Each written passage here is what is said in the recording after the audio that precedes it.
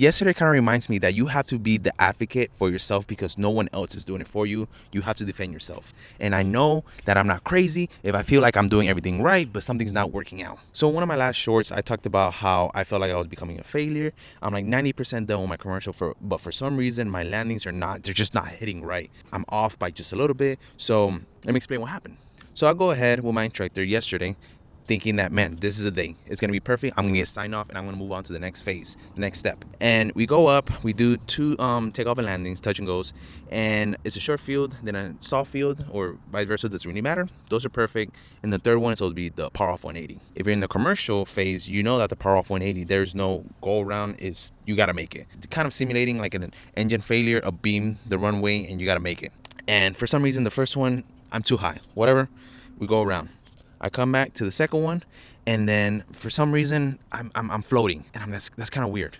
We go around the third one, and the same issue, and I'm like, there's something wrong.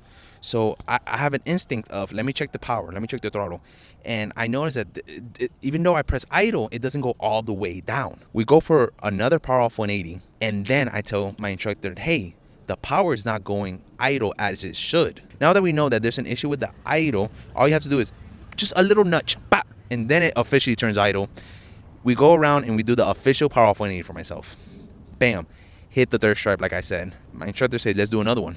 We come around, bam, land for a second power off 180.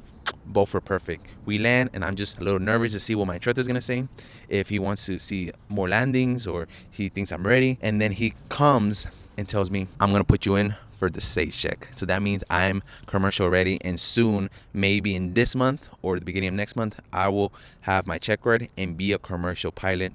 If you think that you're failing in life, but you're pushing and every day you're trying your best, don't think that you're not gonna make it. You will make it. Trust me, I put so much money down and I thought I wasn't going to make it and this was it for me.